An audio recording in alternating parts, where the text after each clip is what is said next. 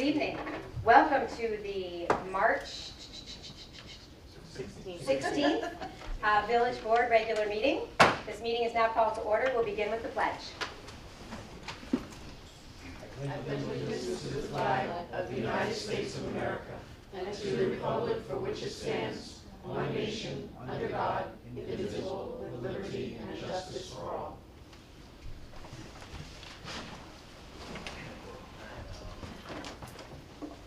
Trustee Codman.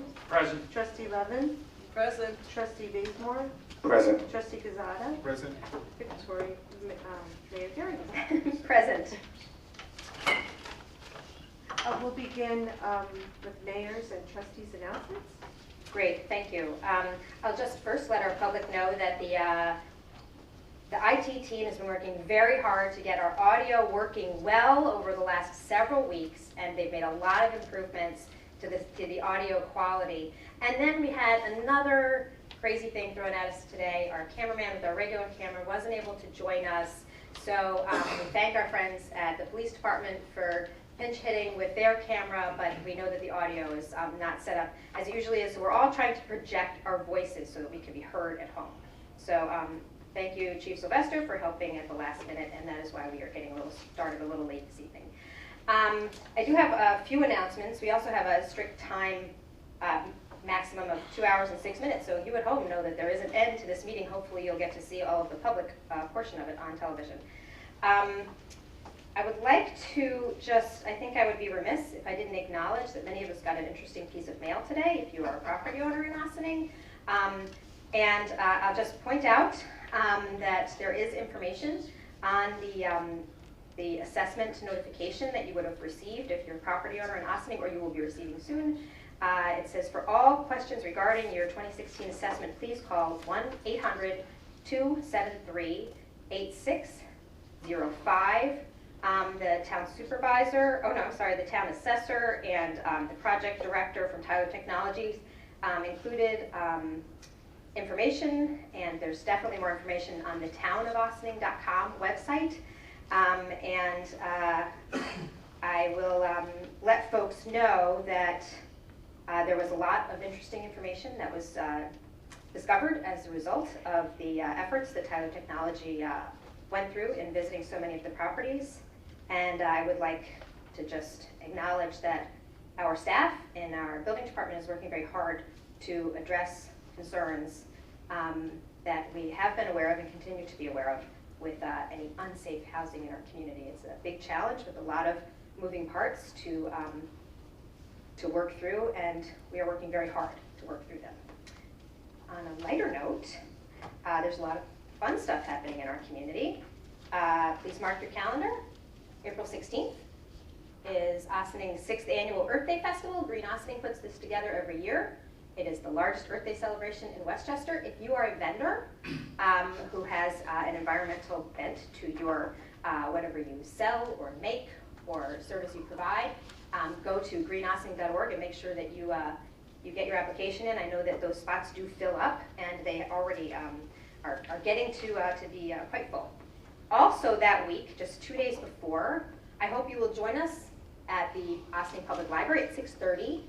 You've heard me, if you watch these meetings regularly, talk about the next month's offering for the documentary and discussion series. This month is particularly special to those of us in village government because we're going to be talking about water. Specifically, the privatization of water is the subject of the film Flow. And our own Andy Teese is going to be on the panel discussion. And high school students will recognize his fellow panelist, Artie Carlucci, the environmental science teacher from the high school. So again, that is at 6:30 p.m. and the date is April 14th. And I have some information about other events that I promised I would let folks know about. The Ossining Lions Club has a really interesting discussion on March 24th. They have a dinner. It's $25 for your ticket to attend the dinner. It starts at 7 o'clock, and the reason I'm particularly bringing it up is they are talking about the business of art, and they have invited 3 members of the Village Arts Committee. You may recall that we passed a resolution last year, or earlier this year. When was that policy? The cultural arts policy, Madam Corporation Counsel. I don't remember when we passed that. But I believe we were the first in the county to pass something of that nature, demonstrating our commitment to the arts, particularly acknowledging all that it contributes to our community. And I will also let you know that if you are not going out for corned beef and cabbage on Thursday evening, you can attend a film, and I'm just looking at the name of it. Does anybody know the film that is being held at the Down to Earth Markets office? Oh, darn it, here it is. Yes, to make a farm. Yes, to make a farm. Thank you. The screening is To Make a Farm. It's the third film in the Grow Local film series that has been established by Down to Earth Markets. And so if you want more information about that, please check it out at the Down to Earth Markets website. Okay, I've talked too long. Anybody else have anything they want to tell the public about? Go right ahead. Speaking of the Arts Committee, the Village Arts Committee, we are having another one of our arts mixers at the Steamer Firehouse on Main Street. The band will be the Soul Project, and this is the group that played at the inauguration. It's a jazz band, local musicians, and it's really going to be exciting. It starts at 7:30. There'll be a request at the door for a donation, but again, the Arts Committee is committed to continuing to put together and bring local artists, not only music artists, but other artists together to create activities and opportunities for people to enjoy the finer arts of Ossining. So again, that's Saturday, April 9th, 7:30, Steamer Firehouse on Main Street. Thanks. Anyone else?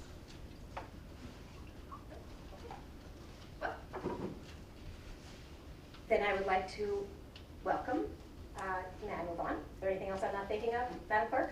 May I move on to our exciting event of the evening? We have a guest with us this evening, Mr. Mike Mazzullo. If you would mind, please join me right down here.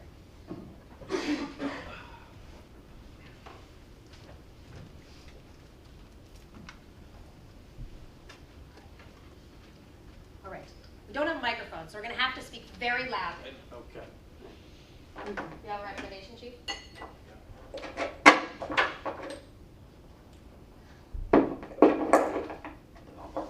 All right. All right. So Mike Mazzullo is finally going to retire from service to the Village of Ossining. It really started 30 years ago with this department, not in this building, but eventually in this building. And just 2 months after you retired from being a police officer, you were appointed to the Zoning Board of Appeals. So thank you very much for not wanting to give up your opportunity to serve the community. So with that, I will thank you. Thank you. Okay, and I will share the proclamation that gives us a little more background about Mike Mazzullo. So whereas the Board of Trustees of the Village of Ossining recognizes individuals who have exhibited exemplary service and dedication to the community and acknowledges outstanding conduct which contributes to the quality of life in Ossining. And whereas Mike Mazzullo began his career with the Ossining Police Department on April 16, 1986, and retired on April 22nd, 2006. And whereas, while in the police department, Michael was a member of the SWAT team, mountain bike patrol, as well as being a firearms instructor. And whereas Michael was a dedicated member of the Zoning Board of Appeals for the Village of Ossining from June 2006 through February 2016. And whereas Michael Mazzullo is a husband, a father of 3 children, owns a funeral home on State Street in the Village of Ossining, and is, I'm not sure this is entirely relevant, but an avid fan of the New York Giants. Correct. And whereas the residents of the Village of Ossining have benefited greatly from Michael's service and commitment to his community, and it is appropriate that he is recognized for his dedication to the village. Now therefore I, Victoria Garrity, Mayor of the Village of Ossining, on behalf of the Board of Trustees, residents, and merchants of the village, do hereby congratulate Michael Mazzullo, and proclaim Friday, March 18th, 2016 as Michael Mazzullo Day in the Village of Ossining. Thank you very much.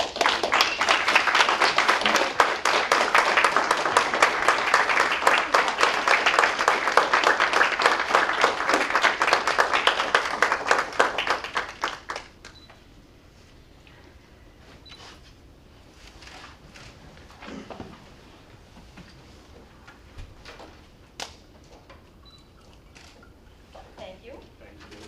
Chief Detective, thank you. That's okay. Thank you so much. Thank you. Thank you.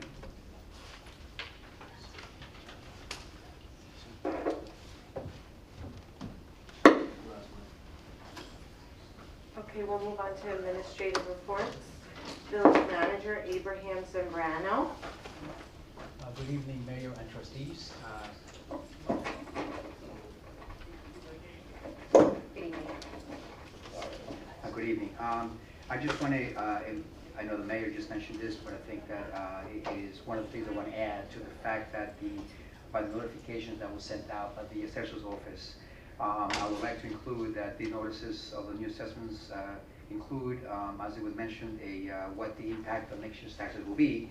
And since the village adopts the town's assessment rule, there will also be an effect in everybody's village taxes and assessment, because it will be, homes will be valued at 100% according to this new assessment. So just as an additional fact to that. I would like to congratulate the Ossining High School girls basketball team for winning their 4th consecutive state championship in the AA class.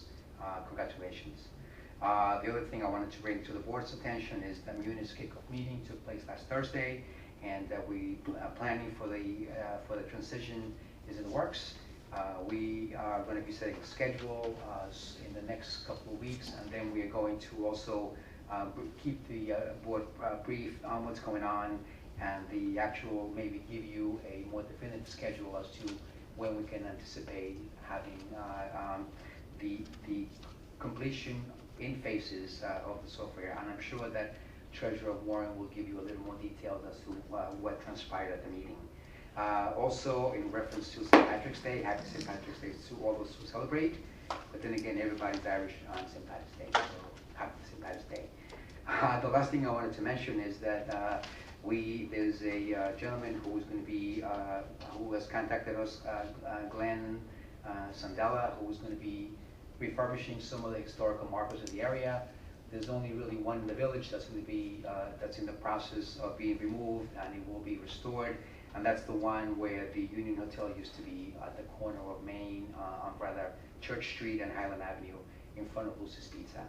And the other two that are being refurbished in the area, which people may be interested in, is the one at the Sparta Cemetery, and then also the one down in Scarborough, marking the birthplace of John Warden, who was a Navy officer back during the Civil War. So that's all I have for this evening for you. Thank you. Okay, I'm next on the list, and to save a few seconds. There's just really one item on your agenda this evening I wanted to refer to, and that's item P as in Peter. It's the adoption of the local law number 3 as local law number, introductory local law number 3 as local law number 2. It's entitled Smoke-Free Parks. This matter's been completely vetted. A public hearing's been held, you deliberated, and you saw no prohibition against moving forward. So we are moving forward this evening, and I'm sure I will sign this, copies of this law tomorrow. We'll send it up to Albany, and then we just await the filing to make it formal. But just to bring everyone up to date, to remind members of the public, these local laws, as they're proposed, they're put on the website, and also they're available, in addition to that, in hard copy, usually at the clerk's office. So if anyone needs copies of proposed laws as they come forward, those are the places to receive copies. If there are matters that concern zoning, we routinely also put hard copies at the planning and development offices. So that's the one item on your agenda this evening. And my office remains very busy. I'm very grateful for the assistance these days of a very talented PACE law student. And I understand that she's available, and I've made an offer for her to join us for the summer as well. So it does appear we'll have some consistency of work, and we're ready to take on some projects on a full-time basis. So that's good news, and I thank her for accepting our offer. Police Chief Kevin Sylvester. This week we participated in a Taser Cam forum in White Plains that was put on by the Ethical Culture Society and the ACLU. That was tons of fun. As a result, we're getting a lot of press from that, so we should be appearing in Westchester Magazine this week, and we were in Low Hood and a few others. This weekend, we continue with outreach, and I was at the Star of Bethlehem on Saturday, St. Anne's on Sunday, St. Augustine's on Saturday. I have fulfilled all of my religious obligations for the season. This week, we participated in search and rescue operations at the Tappan Zee Bridge in coordination with Westchester County and all the other agencies there. And our big announcement for this week is that the Ossining Civilian Police Academy, we're going to be announcing the date to start that coming up very soon. We should be releasing that date later this week, and we'll hope to get that out in the web blast. It'll be on our Facebook page and all the other ways, and it's a fantastic program. It's one of my favorite things we do here. It's a great opportunity for people to get a better view of what the police department does, to meet the police department. For those that are interested in getting involved in law enforcement, it's probably the best thing you can do. So we're going to really try and push that and encourage people to participate. And I'd also like to offer my congratulations to the girls basketball team on their fantastic work. That's all I got. Thank you. Fire Chief Matthew Scarduzio.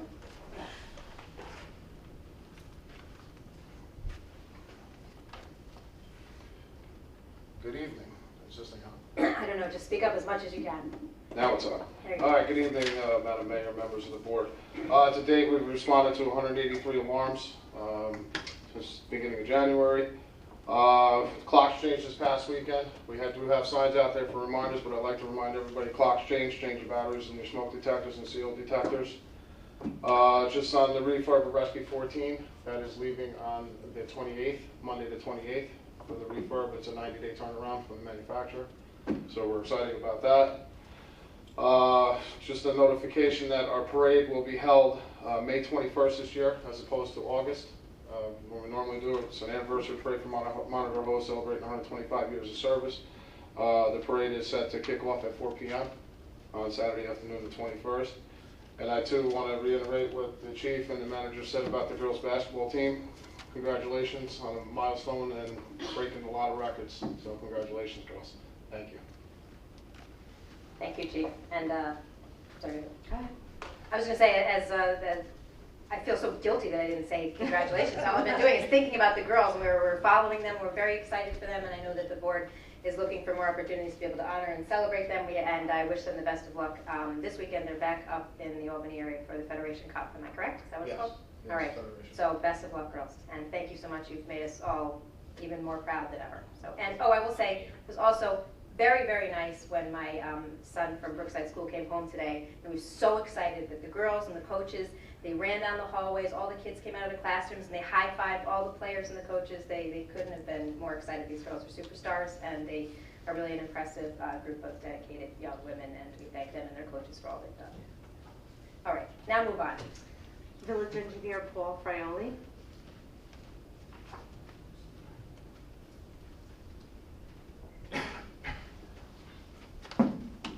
Good evening, Mayor and Board. Good evening. I'm doing two presentations this evening. Lynn is not here, so she emailed me some notes. First thing she wants you all to know is that we changed the office hours around a little bit in the building department to better suit the needs of the public and also suit the needs of staff in doing their administrative work.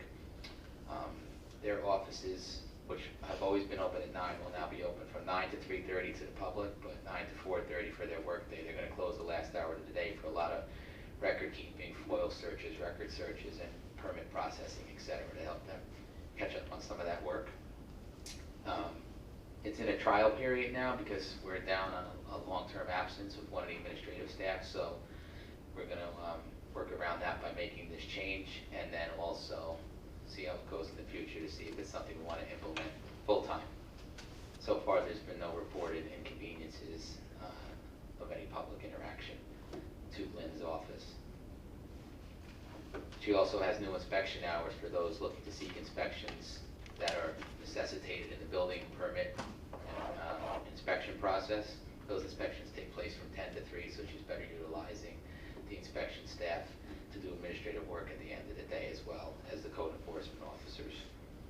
The next zoning board meeting is on March 21st, and the next planning board meeting is on March 29th. Some of the larger projects, and this is really a collective presentation that planning and the zoning and the building department, along with DPW, have been reviewing that are active right now, are the Harbor Square project. We go through a we communicate with them daily, but we go through a monthly meeting on their to-do list. If you've looked down at the waterfront lately, they're very, very close. And there's a lot of documents that are associated with the completion of that project that reach many areas of the state and the county and our local entity here that we follow through with, so that the public should know that the only busyness is not down on the waterfront. There's a lot of work going on behind the scenes too to make sure that everything that's supposed to be done as per the LATA and the building permit is being done. Hudson Step is Hudson Step is the name given to the project on the old Printex facility on State Street. That project is very soon to be submitting building permits, we believe, and those documents are coming in, and I think that has the potential of being as large as a Harbor Square project right on State Street. So that's pretty exciting too, I think, and will definitely be time consuming, but I think a pretty impressive project if and when it commences. That concludes Lynn. I'm just going to discuss a couple of projects that DPW can reference tonight. I'm sure Andy's going to talk about Resolution O. I'm going to talk about Resolution K and M. Resolution K discusses an amended contract extension for Mazer Construction. As you know, that's the consultant that has previously executed some work for us for the conventional intersection improvements down on Spring and Main after we made the road two-way. And we took that to a certain design parameter, our design point in construction document preparation, when the idea of a roundabout was requested to be investigated. So we digressed from the conventional and researched the roundabout a little bit. And then after much public interaction, we have taken a lot of those comments, incorporated them into this contract what's in front of you all tonight under Resolution K, which is a contract to allow Mazer, who's done a lot of the baseline work for the intersection, to further along construction documents for a roundabout, incorporating certain pre-design studies, including traffic flow, now that the two-way has been implemented, because a lot of the traffic flow they used for their design was based on the one-way numbers and traffic counts that were given to them from the comprehensive plan documents. So we're going to use today's numbers, which I'm not sure if it's really going to be an order of magnitude change or negligible, but we're still going to use that before we start into the design and incorporate some of the other public comments that came in with regard to the roundabout into the design study and take it to about the 50% under this contract design phase. And at that point in this contract, we're also going to be able to get a lot harder and more concise construction numbers. And with the overall idea being to get two apple-to-apple comparisons and really leaving between a conventional intersection and a roundabout, and basically leaving the only thing that the board will have to decide on how to proceed, if they decide to proceed with a project, down to an aesthetic item, because we want to present everything else apples to apples and discuss those in detail, conventional versus roundabout. And then at that point, hopefully by year's end, we'll decide what we want to do in 2017 with the construction project. The other resolution, M, for the Broadway Bridge, is a contract for the environmental and civil engineer that was on the Kilbrook project that started doing some Broadway Bridge project to further along that Broadway Bridge construction improvements, which is a present yellow flag under the DOT. And a yellow flag is not an imminent failure. It's basically the state telling you that you have a potential structural issue that you should look into addressing. So that's exactly what we're doing with this contract that I hope you all approve tonight.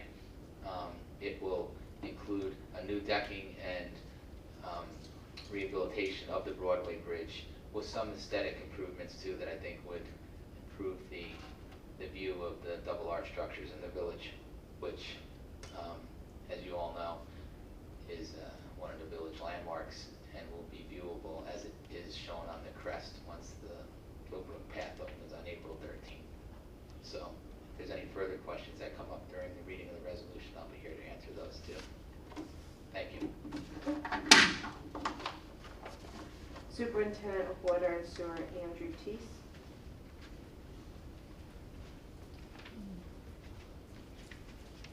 Good evening, Mayor and Board. Looks like our reservoir is in good shape. We're at 96% capacity. Last month we were at 96%. And we're purchasing 50% of our water from New York City. Last month was 50%, so it's savings of about $100,000 a month, which is great. The Indian Brook Dam project, we had the mandatory bid meeting, which was held on Tuesday, March 8th at 10 a.m. at the filtration plant. Many contractors were on site for this meeting. The bid opening will be March 23rd at the clerk's office of this year, which is next week. Last week we started our filter rehabilitation program at the treatment plant. Basically what this is we take every filter out of service for a 6-hour period. We remove 6 inches of the anthracite in the filter, replace it with new anthracite. We do this every year before the summer season kicks in. This process ensures that we have the highest quality filtration that could be in service for our application. So essentially, we keep the filters almost like brand new because they're undersized. So if we hit any major turbidity situations, it'll handle it. The Havel Street pump station is 90% complete now of the new SCADA system, which is the supervisory control system. We're also installing new pressure relief valves in the station to help reduce water hammers, which leads to reducing water breaks in that pressure zone. Even though that we put VFDs in there, the check valves have slammed recently and they're not reliable. And so we're running all of our water out of the Pleasantville Road pump station for that zone, and we're installing these valves to prevent it. It's a bulletproof way of preventing water hammers and water breaks. We'll be starting our spring hydrant flushing program on April 8th. It'll take April 4th. It'll take about 5 weeks to complete. We do it 2 times a year, as everybody knows. I'll start talking about the maintenance projects for our buildings, which we've been really busy. The community center projects. The roof repairs are ongoing. We hope to track the final 2 leaks within the next week. So the contractor will be on site this week. The spray deck equipment was totally dismantled this week by our maintenance department. The equipment pad will be removed and concrete will be installed to secure all equipment. We actually pulled the pad out today. That was totally deteriorated.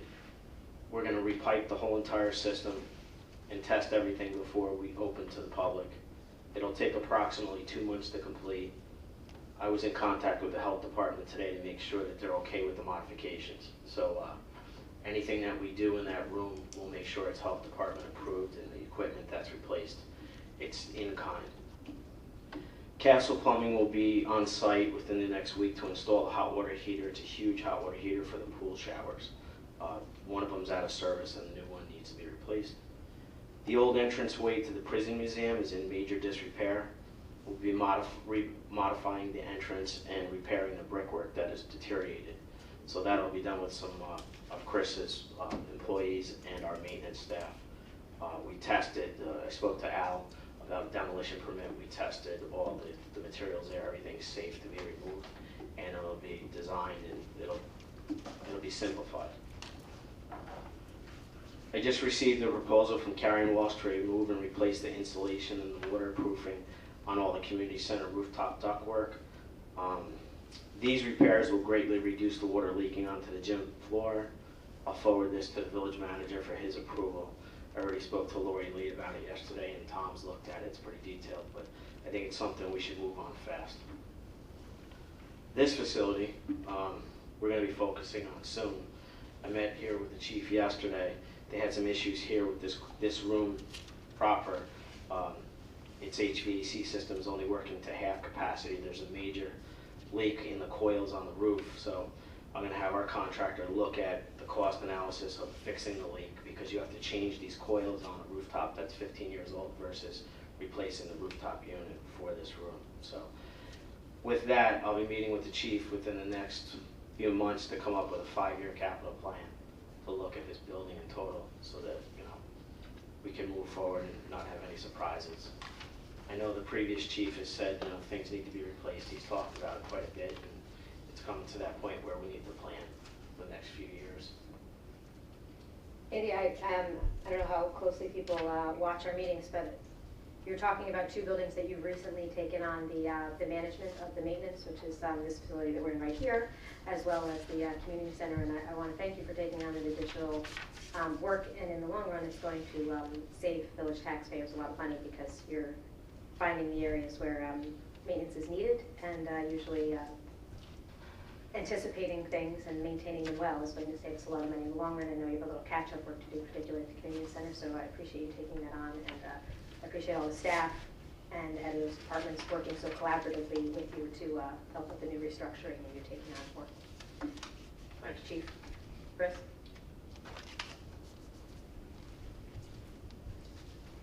Superintendent of Parks and Recreation, Christopher Soy.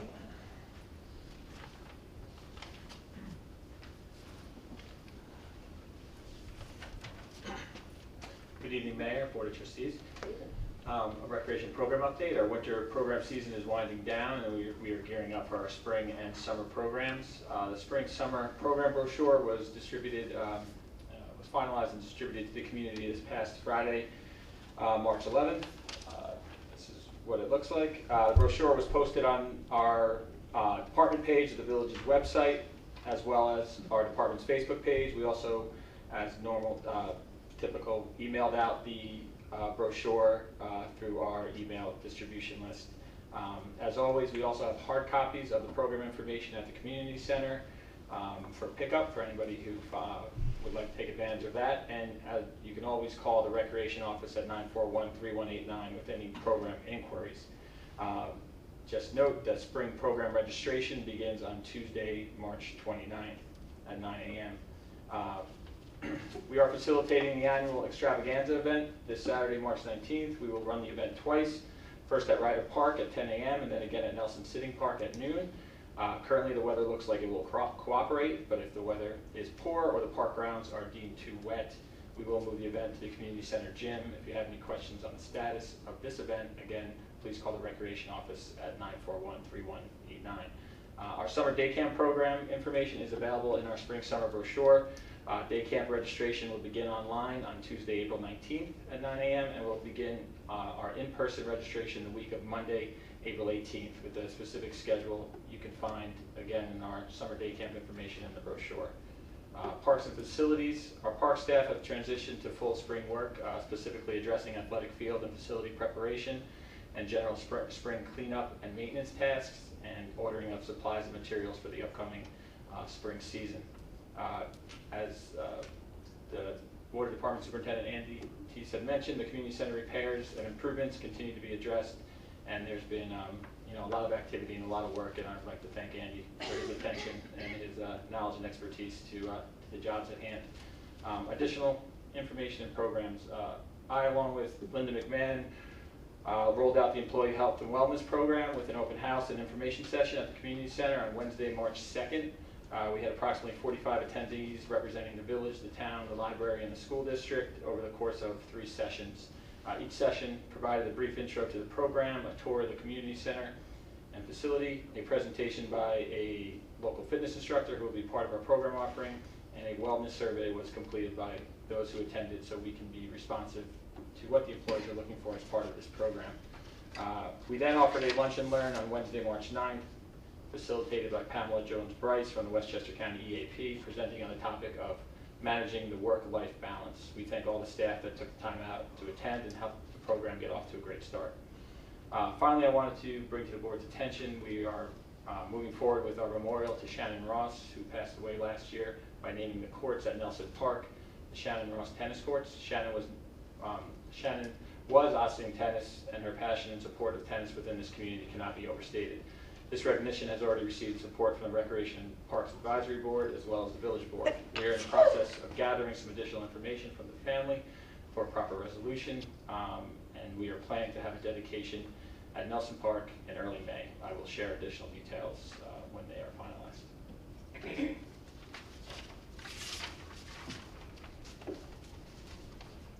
Treasurer Thomas Warren.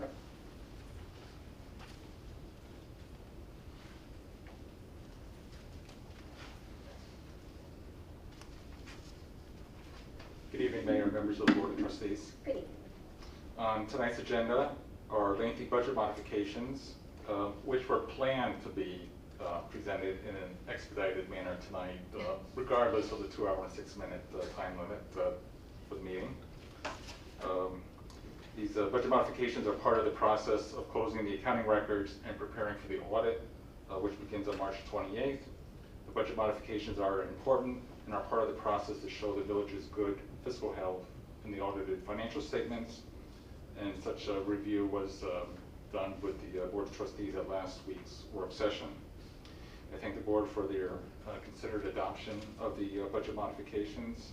I did make 2 minor changes. One I warned you about, that we were waiting for one more bill run for the workers' compensation claims, which only included about $5,800 of prior year claims, but I changed the budget modification anyway because this is one that the auditor certainly will be looking at because it transfers money to the workers' compensation benefits fund. And I also had to rework the numbers on the PEG budget modification as we were closing the records for the year. We had to realize that we had to change some of the numbers on that. Also on tonight's agenda are 2 2016 budget modifications to provide financing for the engineering work in conjunction with the Broadway Bridge and Spring and Main Streets intersections. At last week's work session, we had discussed this matter, and our recommendation was to utilize accumulated surplus fund balance for this work instead of issuing new debt. For real property taxes, as usual, I will comment on our continuing efforts for collecting unpaid 2016 first installment, as well as prior year unpaid taxes. Part of the reason is that I'm mentioning this is that the 2014 tax liens, which were actually 2013 unpaid property taxes, are nearing the end of the 2-year redemption period, which ends on May 25th, 2016. For these unpaid tax liens, the Deputy Corporation Counsel had sent out letters to the taxpayers, and our office is also in the process of contacting the taxpayers as well as looking for banks and other interested parties in these parcels. If taxpayers have any questions, they are encouraged to call the Finance Department at 941-2581. We met earlier this month with our actuary, who determines our recommended reserves and estimated long-term liabilities for workers' compensation and for general liability claims. Good news, as I mentioned last week at the work session, it was determined that we had sufficient cash reserves in our workers' compensation benefits fund and the general liability fund to accommodate the current existing estimated claims against the village. However, in tonight's budget modifications, in part because of our good financial condition, we were recommending that the unexpended portion of the appropriations for workers' compensation be transferred to the Workers' Compensation Benefits Fund in the amount of $424,380 to provide some additional cash reserves which will benefit the village when we work on our 2017 budget. And as the manager had mentioned, last week we had our kickoff meeting with representatives from Munis on our new accounting system partners to explain the conversion process with department heads and key employees for both the town and the village. The Munis representatives were very pleased with the positive attitude and acceptance of the new Munis process. And in fact, some of the employees are actually looking forward to the process. So I'm going to thank the board for their support of the Munis project and investment. And for the balance of the day after the kickoff meeting, the Munis Core project team members at the village and the town met for the balance of the day to discuss some of the details and to try to strategize as to what the timing would be. Immediately after the audit in mid-April, we're going to start the process to get the general ledger process started. That includes accounts payable and also the budget module. We're hoping to at least have the general ledger functional by September so that we can use it for the 2017 budget process. And then also payroll hopefully will be implemented starting July 1st, 2016, with a one-year time frame to get that total module implemented. And we also told them that we'd like to start working on the water utility module sometime this year, because that was one module that we had identified as being important to the village as well as to the board, to have more user-friendly and informational water bills generated to our customers. And we'd like to also have the tax module at least started by the end of 2017, so that we could at least have the implement by the end of 2016, so that we could at least have the 2017 tax bills done on Munis, in part because the assessor's office is already changing over their assessment role to a sister product of Munis and Tyler, and we'd rather just learn how to do one conversion rather than converting it to KBS next year and then converting it again to the Munis product for 2018.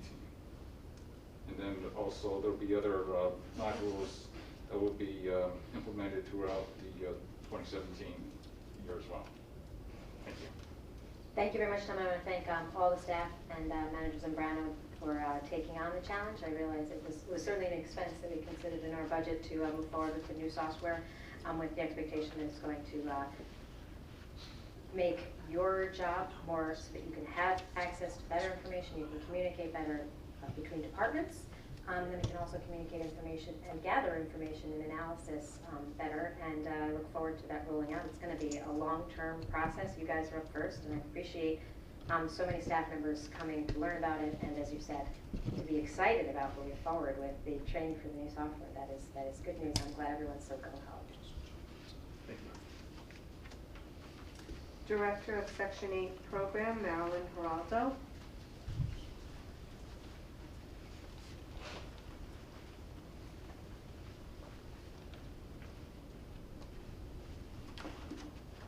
Good evening, Mayor and Board of Trustees. Good evening.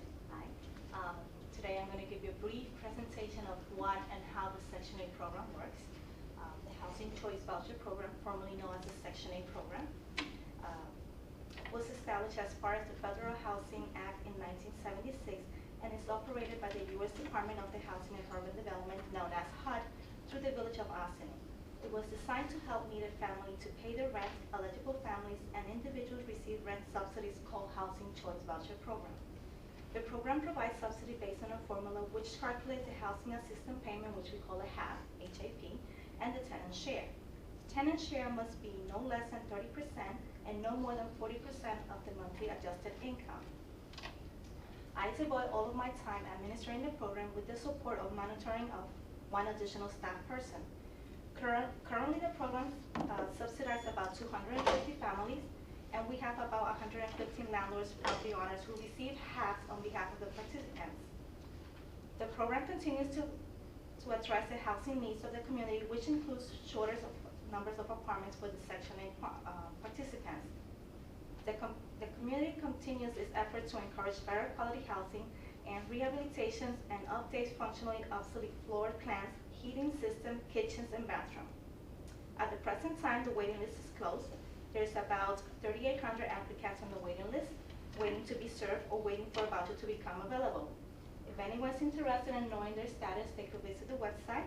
The website is www.waitlistcheck.com, or they could call the 1-800-376-5058. This is only for applicants who have already an active application, because the waiting list is currently closed.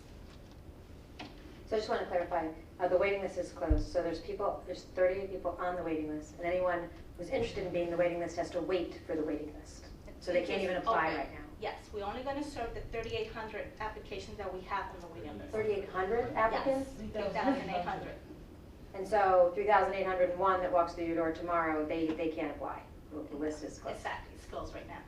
Okay, I mean, So we're only 3,800, serving 3,900, what's the difference to me? It's fine. Those are the people that we're helping right now. It's a very slow process. We don't have vouchers available, and it's only someone leaves the program, then that voucher becomes available, and then we could call someone from the waiting llist. Okay. Yes. who is eligible for receiving assistance. To qualify for the Housing Choice Voucher, applicant must be at the household income level established by HUD based on the family size. At the present time, applicant must be within the extreme low income, 30%, very low levels, 50%, or 80% of the Westchester County median income level.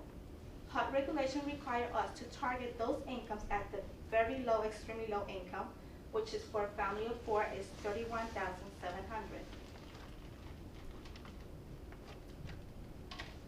The Village of Housing has established 4 different types of preference to place applicants on the waiting list. Local preferences for residents. This is established and is approved by HUD to serve the applicants who reside or currently work at the Village of Housing. Other preference that we have, a preference for elderly and disabled individuals.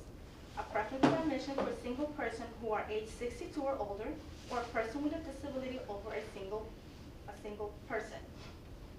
Applicants are served on a first-come, first basis, taking into consideration all the above preferences. The office has adopted occupancy standards that provides each bedroom to be occupied at a maximum of 2 people per room. Husband and wife is 1. Siblings of the same sex regardless of their age. Siblings of opposite sex if both siblings are under 6 years old. Parents and child of the same sex regardless of their age. Parents and child of opposite sex if the child is under 6 years old. The Section 8 office may grant exceptions for the standard if the family requests and provides documentation verifying exceptions are justified by the health and disability of a family member or other individual circumstance. Once a family has established eligibility, they're issued a voucher, Housing Choice Voucher, and the family has 60 days to look for a place. Once they submit a request for tenancy, we do an inspection of the unit, or if they need more time, they could request it in writing. They could get 2 extra extensions. It is a total of 120 days that a client has to look for an apartment. There is other extension for families with disability and other reasonable accommodation. There's a maximum of 180 days if requested in writing. But for the standard, 120 days is the maximum for a person to look for a place. The Housing Choice Vouchers are portable, meaning that they could transfer to other states after the first lease, after the first 12 months of the lease. Total payment standards will be the higher of either 30% of the adjusted income or 10% of the monthly gross income. The maximum shelter allowed for persons that are in public assistance welfare recipients, or the minimum rent established by the office, which is $50. If a family rents a unit that is above the payment standard, they will be responsible for the total rent plus any rent above the payment standard. The Section 8 may not approve any new units where the family pays more than 40% of the monthly income towards the rent. Just to give you an example, what we basically do when we get an application, a family, for example, family of 4, the income has to be below $31,700. We calculate all the family, which is the wages, child support, unemployment, everything that has to do with income, it gets annualized. For example, if the family total income is $30,000, that gets divided by 12 times 30%, which gives them the monthly rent of $750. Keep that in mind. Okay. The current fair market rents are established by HUD and adjusted each year. As of December 2015, the studios are at $1,036. A 1-bedroom is $1,245. A 2-bedroom is $1,510. A 3-bedroom is $1,942, and a 4-bedroom is $2,229. Housing Choice Voucher payment standards are used to calculate the rent subsidized assistance for participants in the program. Payment standards are the maximum subsidies that the program will allow participants based on the number of the family members, the size of the apartments, and the family voucher size. Currently, the Village of Ossining payment standards are above 110% of the fair market rent. A studio will pay a maximum of $1,140. A 1-bedroom is $1,370. A 2-bedroom $1,661. A 3-bedroom $2,136, and a 4-bedroom $2,452. For example, for a family of 4, they will get a 2-bedroom voucher, which is a maximum of $1,661. If the rent is $1,600 plus $50 utilities, we will make that a gross rent of $1,650. We will say okay because it's below the fair market rent. Payment standards. $1,650 minus tenant share 30%, $750. The Section 8 will subsidize the difference, which is $900, and it gets directly to the landlord, direct deposit or by check. The rent has to be rent reasonableness. We check that the apartments are comparable to other units in the market. We have to make sure that our landlord is not asking more money for a Section 8 participant than others are non-Section 8. HUD requires that all units subsidized under the Section 8 housing voucher program meets minimum standards of health and healthy rules called Housing Quality Standard, HQS. To ensure compliance with HUD requirements, the Village of Ossining Housing Choice Voucher Program with the building department inspect any unit a voucher holder wants to rent before they move in and have required thereafter. An HQS inspection ensures that all Housing Choice Voucher units have adequate living space for the family, are structurally sound, provide necessary systems like electricity, plumbing, heating, appliance, and etc., and presents no conditions that endanger health and safety. The Section 8 housing provides, the Section 8 housing quality inspection is an informal and relatively brief inspection of the dwelling units. Some but not all of the items that the Section 8 inspectors look for, we make sure that the smoke detectors are working, that there's a carbon monoxide, that the apartment has enough bathrooms to suit the particular family, that the bathrooms are at least 80 square feet, and if they have windows, that the kitchen supply is in good condition, that the plumbings are working, is there ventilation in the bathroom, are there any obvious electrical problems such as loose cable, outlets, and lights and switches, is the heating system sufficient for the apartment, are the windows and door weather tight and do they lock, are the handrails, porch, stairways safe and secure, are the walls and floor ceilings free from any serious defects. Also, if the building was constructed prior to 1978, 78, and there's going to be children living there under the age of 6, we have to make sure we check for peeling, for chipping, or any deteriorated paint on the surface of the unit. What is the difference between Section 8 and affordable housing? The Section 8 provides projects and tenant-based rental assistance. This means that the rent is subsidized at the amount of the rent paid is based on the family monthly income, minus certain deductions. Affordable housing offers a different income qualifying levels. Rent at this community varies depends upon the income level target for each apartment and provides affordability to a wide range of residents. Market rate apartments are also offered at most of the affordable housing community. Affordable housing provides a stepping stone for young families, smaller, more manageable home for seniors, and creates housing for the local workforce. Typically, affordable means that the housing unit must cost no more than 30% of the monthly household income for the rent and utility. The rent or mortgage is less typically set at 80% or less of the Westchester County area median income, which is about, it is $105,700 for a family of 4. We target the family that are at least at $31,700. At minimums have guaranteed affordable term for the set period of time. For everyone, the program is located at 16 Croton Avenue. Our telephone number is 941-0751. The fax number is 923-6250. Our email is section8@thevillageofossining.org. Walk-ins are welcome Monday, Tuesdays, and Wednesday from 9 to 2. All others by appointments only. All changes of address, income, and family composition must be done in writing by regular mail, fax, email, or drop off at our office mailbox by the door. Now, please know that our office does not offer emergency assistance. If anyone is in need, they should call the Westchester County Department of Social Service that provide various services to the community residents. These services include Medicaid, SNAP, formerly known as food stamp, temporary assistance, and homeless services. Their telephone numbers is 995-3333. There's also the legal service of the Hudson Valley. It's your source for legal service for qualifying low-income families, individuals, and children. The telephone number is 877-574-8529. Also, the Westchester County Human Rights seeks to promote dignity and respect to advancing justice, equality, and education for the diverse community of Westchester. Telephone number is 995-7710. A very good one that we use every day is the 211. They serve confidential, comprehensive, and primary entry point to the community, serving information, referral, and assistance. The website is www.hudson211.org. For more information, they could visit our website under the Village of Ossining website. Look under Section 8 Housing, and all this information and much more is located there. Marilyn, thank you so much for coming. You have not typically been attending our meetings, so we appreciate, I appreciate anyway, the in-depth explanation of all that your office does.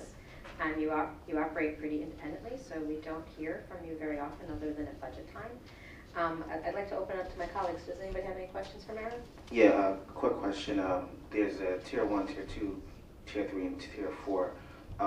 Do you have an idea of how many people are in Tier 1 and in Tier 2 currently on the waiting list? We have 4 preferences. Okay. So that's 4 tiers. Okay. No, I don't have it top of my head, I'm sorry. Out of the 3,800, Yeah. most of them are from outside residents, Okay. but I believe less than 500 are locally from the Village of Ossining on the first preference. On the first preference. On the first preference. And the first preference is elderly, people who are disabled, and families. Yes, living or working in the Village of Ossining. Okay. And the second preference would be singles. Singles, Okay. living or working in the Village of Ossining. Okay. Let me just clarify. You said that you're guesstimating, you don't have the numbers in front of you, so I won't hold you to it, but you think there's about 500 people that are either residents or employees here in the village that are on the Tier 1 waiting list, hoping for, and they are qualified? You know that they qualify from their application for Section 8? Based on the information that they provide electronically, yes. That's Okay. why once they come to the program, we review the application and we make sure that what they say is correct, and from there we take it. Thank you. Presently, what's the total number of vouchers that you have available? Well, we are, by HUD, we have 254, but that varies every month. I know that currently we have 250, so we do have 4 vouchers available. We have been calling people from the waiting list. Last week we called 20 more applicants, and we're reviewing the paperwork and everything. That takes a process about 2 months.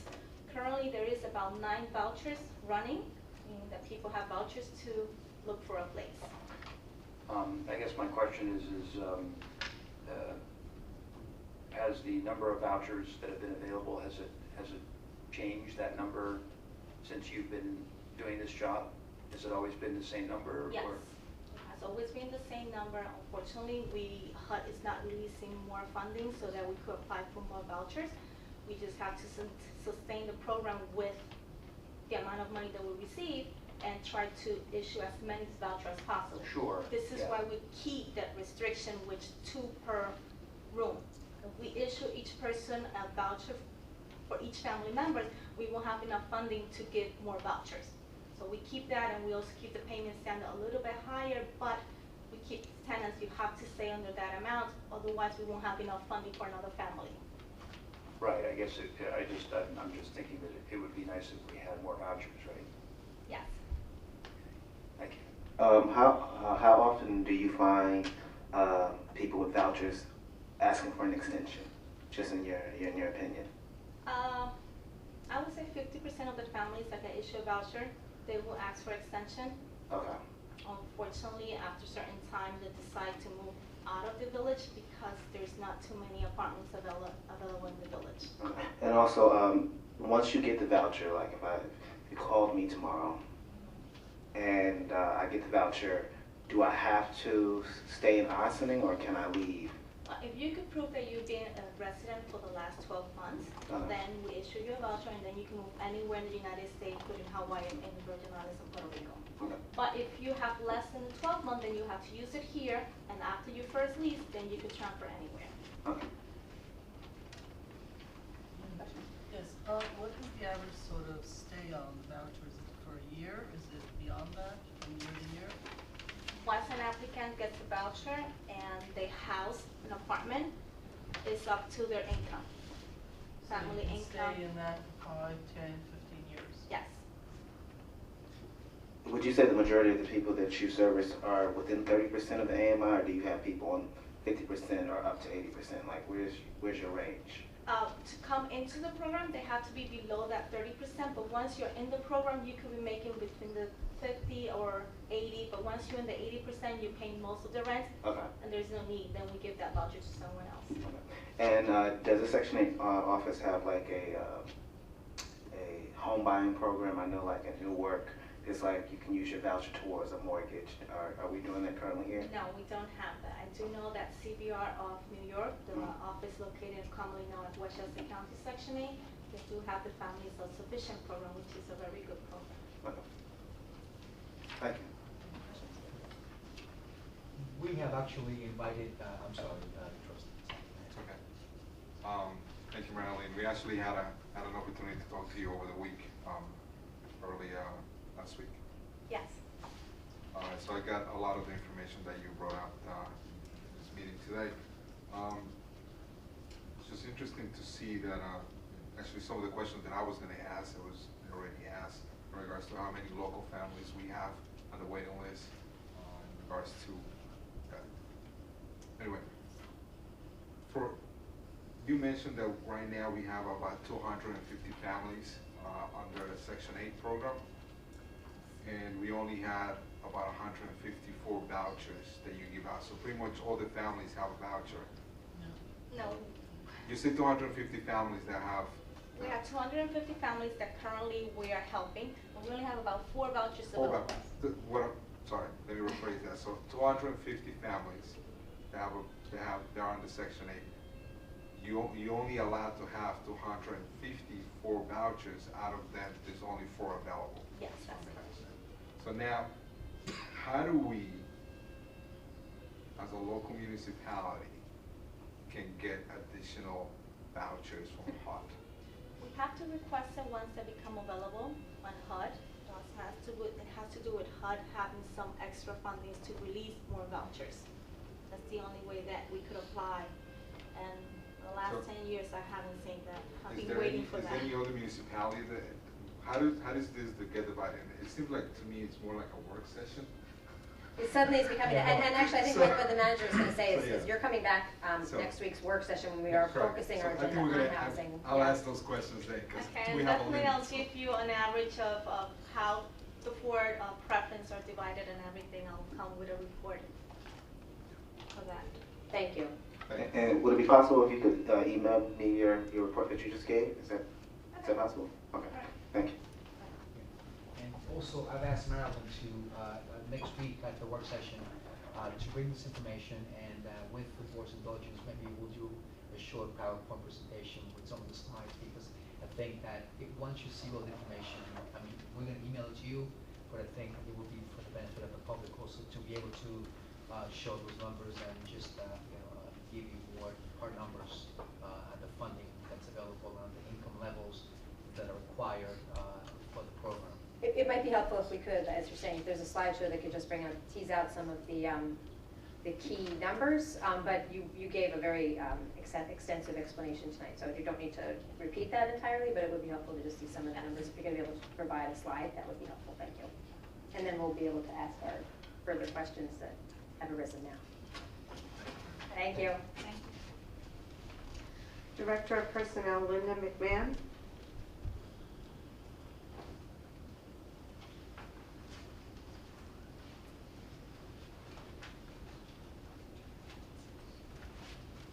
Good evening, Mayor and Board of Trustees. Evening.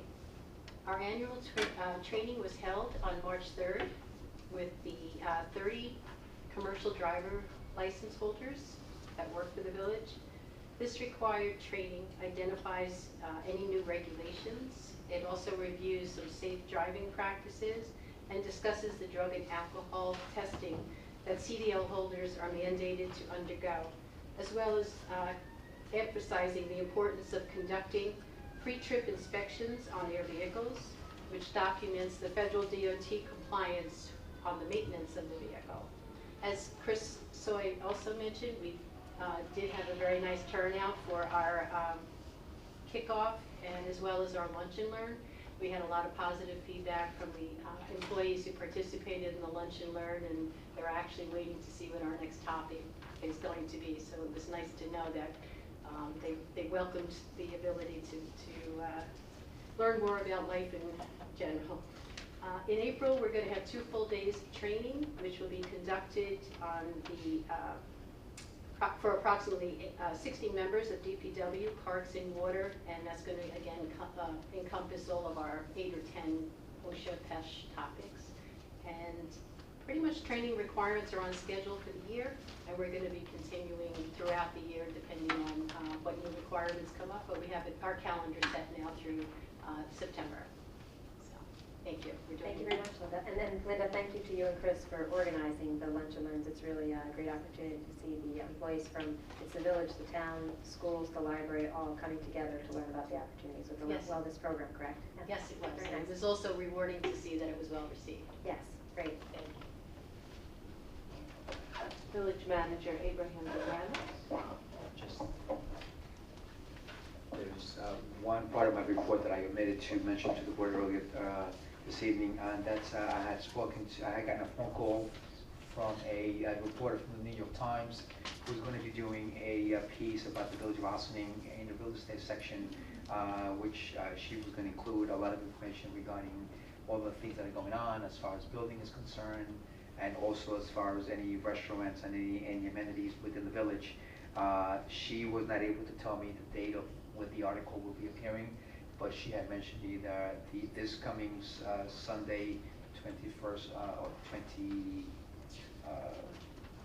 What's that is coming up this is, or the 27th following week, which will be Easter Sunday. So, but it will be out there, and so if you can just look out for it. When we do, we're going to make sure that we save the piece of the article so this way we can share it and post it on the website when it's published.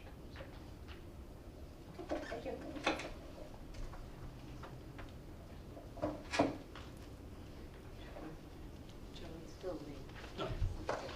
I'm good. We'll move into organization announcements.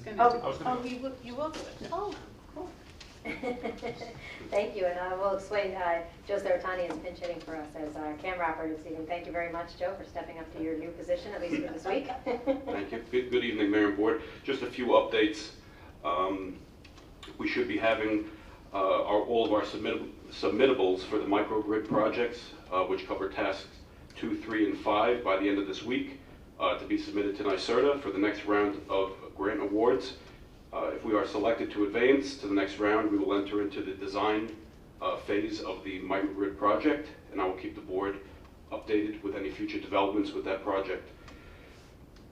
In the upcoming weeks, we'll be going over the energy audits conducted at the municipal buildings, and we look forward to bringing any cost-effective energy improvement upgrade projects to the village board to build upon the recently completed lighting initiatives.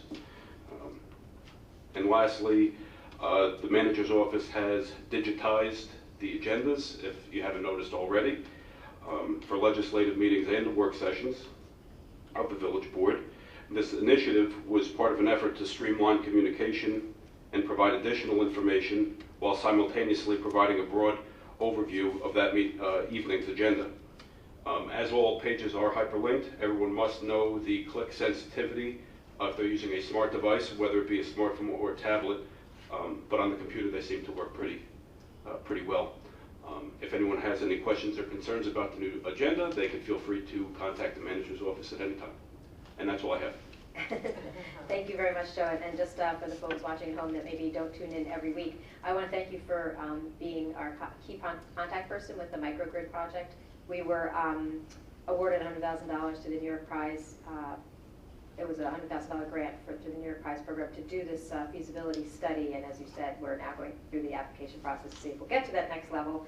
And if we do, it's a matter of, it's an opportunity for us to have a microgrid in place. And one of the primary goals is resiliency during major outages, for example. But it's also an opportunity to make use of, to encourage renewable technology to be implemented and to alleviate some of the pressure on the power grid in the area. So it's multifold, but I know the governor has a big focus on resiliency, particularly during major storms and outages like we experienced a couple years ago with Superstorm Sandy. So I really appreciate you following through on that. It could be a great opportunity for us, and we're certainly learning a lot about our status quo of our resources that we have to Absolutely. address that in the process. Thank you. Joe, can I just ask a question? Yes. If people want to submit, you mentioned the web blast and you mentioned the agendas, how do they submit names in order to be able to get all this information? I'm It's sorry? an opt-in system, right? To get the. For the subscriptions, yes, you opt in. You go to the village website, villageofaustining.org. On the left-hand side, you'll see a link that says email subscriptions. You click it, and then you can select any of the web blasts that we have to subscribe to. Or you can always feel free, if you cannot find it, email webblast@villageofaustining.org, and we can help you out. Thank you very much. Organizational announcements? Is there anyone here who would like to discuss an organizational announcement? No? Village board resolutions, are there any visitors here that would like to discuss board resolutions? So then we'll move into our board resolutions. Approval of minutes, March 2nd, 2016, regular meeting. Resolved that the Board of Trustees of the Village of Ossining hereby approves the minutes of the March 2nd, 2016, regular meeting as presented. Do I have a motion? So moved. Second. All those in favor? Aye. Aye. Opposed? Letter B, approval of March 9th special meeting, 2016 special meeting. Resolved that the Board of Trustees of the Village of Ossining hereby approves the minutes of the March 9th, 2016 special meeting as presented. Do I have a motion? So moved. Second. On the board, Madam Clerk? All those in favor? Aye. Opposed? Letter C, approval of voucher detail report. Resolved that the Board of Trustees of the Village of Ossining hereby approves the voucher detail report dated March 16th, 2016 in the amount of $292,576.59. Do I have a motion? So moved. Second. On the board, Madam Clerk? All those in favor? Aye. Opposed? Letter D, finance budget modification, FYE 2015 budget modifications from contingency accounts. Resolved that the 2015 general water and sewer funds budgets are modified to appropriate monies from the general fund contingency account as follows. And these board resolutions, these budget modifications are on file in the clerk's office. Do I have a motion? So moved. On the board. Thank you very much, Madam Clerk. All those in favor? Aye. Opposed? Letter E, finance budget modification, FYE 2015 budget transfers between appropriation accounts. Resolved, the 2015 general water and sewers funds budgets are modified to transfer monies between various appropriation accounts to unanticipated expenditures during the year as follows. And these budget modifications are on file in the clerk's office, and be it further resolved that the individual departmental heads are authorized to balance their department budgets within item categories, example, within 100 personal services accounts, or within 400 to 500 contractual accounts, or between item categories, example, between 100 personal services accounts, 200 equipment accounts, and or 400 to 500 contractual accounts, subject to approval of the village treasurer or the village manager. Do I have a motion? So moved. Second. On the board, Madam Clerk? All those in favor? Aye. Opposed? Letter F, finance budget modification, 2015 budget modification for PEG access. Resolved, the 2015 general fund budget is modified to appropriate PEG access revenues and PEG access reserve monies for government access cable programming equipment as follows. And these budget modifications are on file in the clerk's office. Do I have a motion? So moved. Second. On the board, Madam Clerk? All those in favor? Aye. Opposed? Letter G, finance budget modification, FYE 2015 budget modifications for tax certiorari claims borrowing. Resolved, the 2015 general fund budget is modified to increase the amount borrowed for tax certiorari claims as follows. These budget modifications are on file in the clerk's office. Do I have a motion? So moved. Second. On the board, I'll just say it's been a pretty challenging day for some people who've just received information about their tax assessment, so I don't want to belabor that point. But one of the goals of doing the revaluation is that we will have fewer and fewer of these kind of resolutions, which is an unexpected demand on our village budget and all of the taxing entities' budgets. Madam Clerk? All those in favor? Aye. Opposed? Letter H, Finance Budget Modifications, FYE 2015 Budget Modifications for Section 8 Housing Program Fund. Resolve the 2015 Section 8 Housing Program Fund budget is modified appropriate excess HUD revenues received as follows. These budget modifications are on file in the clerk's office. Do I have a motion? So moved. Second. On the board? Madam Clerk? All those in favor? Aye. Opposed? Letter I, Finance Budget Modification Workers' Compensation Benefits Fund 2015. Whereas the village management plan for providing additional financial resource for the Workers' Compensation Benefit Internal Service Fund includes use of insurance recoveries, revenues, and recommended use of unexpended excess appropriations in the general water and sewer funds. And whereas the village management has recommended that up to $424,380.12 in surplus and available fund balance as of December 31st, 2015, as appropriated to increase the cash reserve in a workers' compensation benefits internal service fund, provided that there are no additional year-end expenditure accruals. Now, therefore, be it resolved, the 2015 general water and sewer funds budgets are modified to appropriate the transfer available surplus fund balance to the workers' compensation benefits internal service fund to provide for additional cash reserves for estimated self-insured claims, liabilities for workers' compensation benefit claims as follows. And these budget modifications are on file. Do I have a motion? So moved. Second. On the board? Madam Clerk? All those in favor? Aye. Opposed? Letter J, Budget Modification, Kilbrook Sewer Improvements Capital Project 2015. Whereas the Board of Trustees has heretofore authorized serial bonds in the amount of $5,008,000 for engineering and construction management services related to the Kilbrook Sewer Improvements Capital Project, and whereas project expenditures have exceeded the amount authorized by approximately $130,000 as of December 31st, 2015, due to unforeseen and unanticipated expenditures throughout the course of project construction.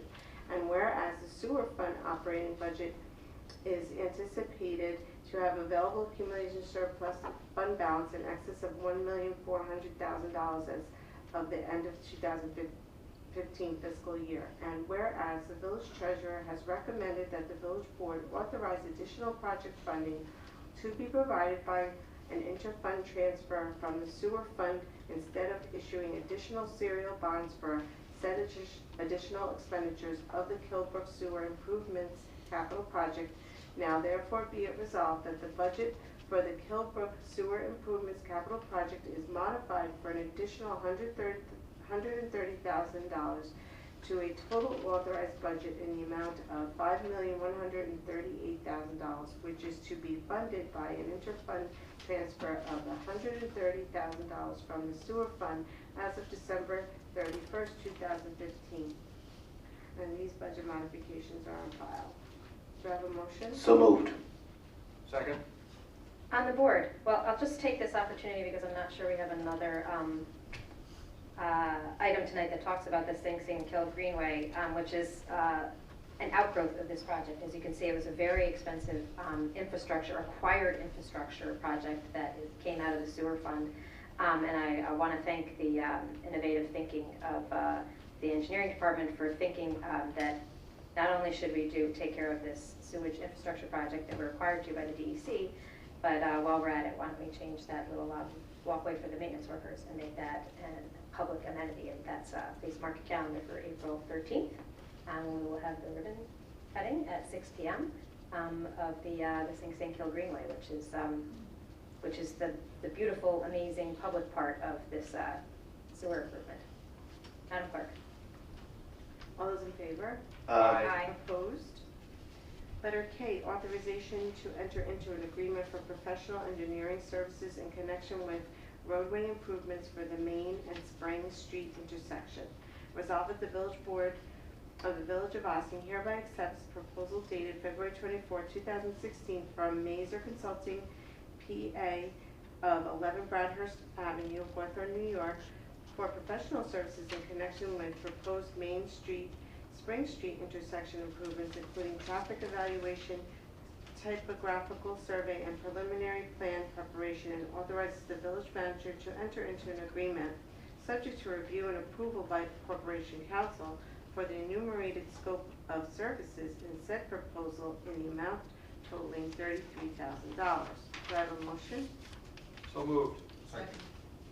On the board, I will just clarify for folks, if you weren't following us last week when we discussed this at length at the work session, and Engineer Farrelly mentioned it earlier, this is a reflection of our desire to have a clear understanding of the decision that we'll be making on how to address the necessary updating of that intersection, the Main and Spring intersection. We have the option of doing an up-to-date signalization, a traditional signal, or considering a roundabout as an alternative, and we need this level of detailed information before the board can make an informed decision on how we're going to move forward with that intersection. So on the board, Madam Clerk.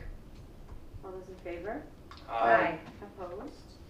Letter L, Finance Budget Modification, Spring Street, Main Street Improvements Capital Project. Resolved that the budget for the Spring Street, Main Street Capital Improvements Capital Project is modified to account for additional project engineering costs in connection with proposal from Mazer Consulting, PA, with a transfer of $19,000 from general fund in 2016 as follows.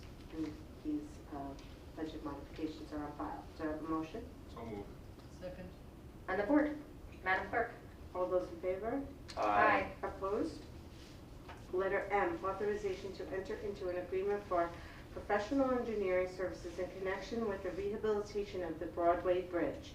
Resolved that the Village Board of the Village of Austin hereby accepts proposal dated March 9, 2016 for professional engineering services in connection with the rehabilitation of the Broadway Bridge spanning the Kilbrook from Kellard Sessions Consulting Engineering, Landscape Architecture and Planning, PC, of 500 Main Street, Armonk, New York, 10504, dated March 9, 2016, and authorizes the village manager to enter into an agreement subject to review and approval by Corporation Council for implementation of the enumerated scope of services in the said totaling $150,500 for a total design phase and $59,717.40 for the total construction phase. Do I have a motion? So moved. Second. On the board, Madam Clerk. All those in favor? Aye. Opposed? Letter N, Finance Budget Modification, Broadway Bridge Rehabilitation Capital Project. Resolved that the following capital project is established to account for project costs associated with the rehabilitation of the Broadway Bridge with a transfer of $211,000 from the general fund in 2016 to pay for engineering consulting services in connection with the proposal of Kellard Session Consulting PC as follows. These budget modifications are on file. Do I have a motion? So moved. Second. On the board, I'll just let folks know when you do take that nice walk down the Sing Sing Hill Greenway next month, you'll see netting underneath the Broadway Bridge, and that is to keep you safe from the work that needs to be done here on the Broadway Bridge that we're moving forward with the design on. Thank you, Madam Clerk. All those in favor? Aye. Opposed? Letter O, authorization to enter into an agreement for professional engineering services in connection with the Indian Brook Dam Rehabilitation Project. Resolved that the Village Board of the Village of Ossining hereby accepts a proposed letter dated February 4, 2016 for professional services in connection with the Indian Brook Reservoir Dam Rehabilitation and Improvements as proposed by Arcadis of New York Incorporated of 6723 Towpath Road, Syracuse, New York 13214, and authorizes the village manager to enter into an agreement subject to review and approval by Corporation Council for implementation of the enumerated scope of services in said proposal in the amount totaling $597,500. Do I have a motion? So moved. On the board, Madam Clerk? All those in favor? Aye. Opposed? Letter P, adoption of introductory local law number 3, 2016 as local law 2, 2016 entitled Smoke-Free Parks.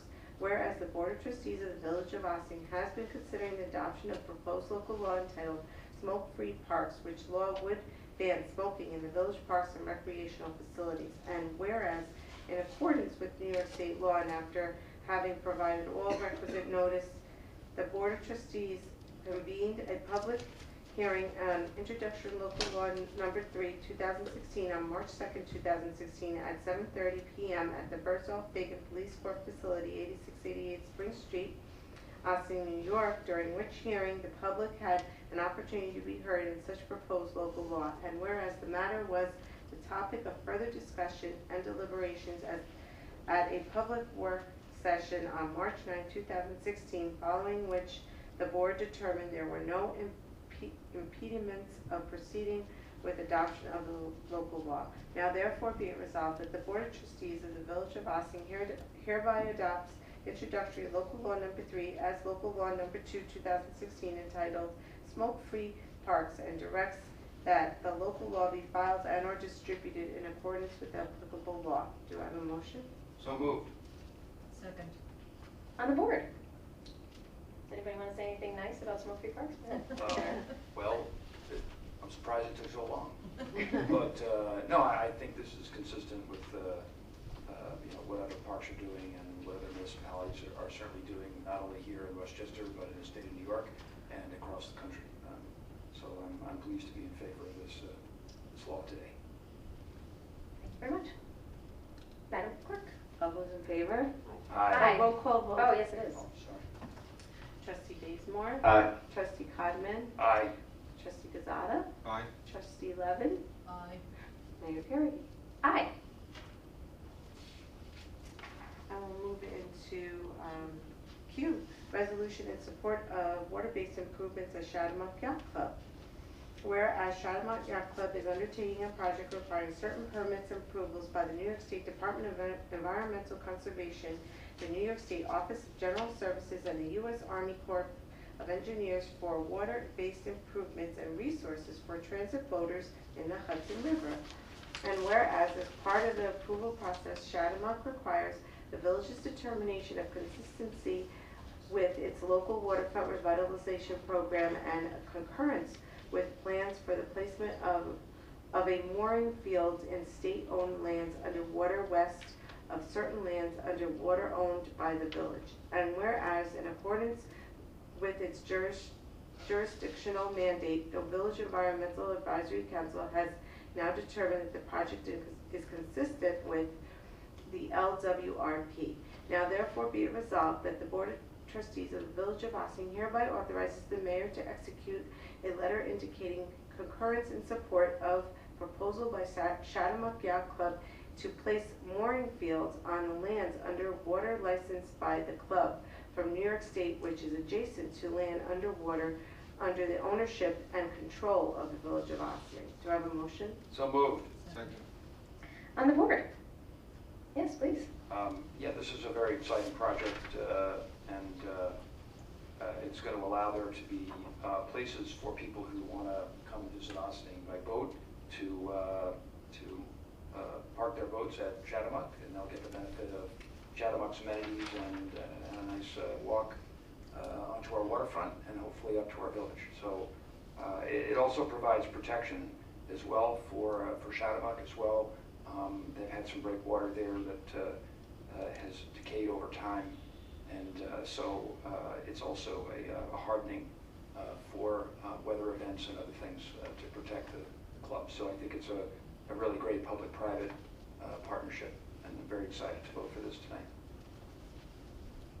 Yes, and kudos to Shaddamunk for going out and getting some of the grant funding that made this possible, and our community will benefit from your hard work, and all we have to do is sign a letter at this point. And I thank you to the Environmental Advisory Council for reviewing this project for consistency with the LWRP.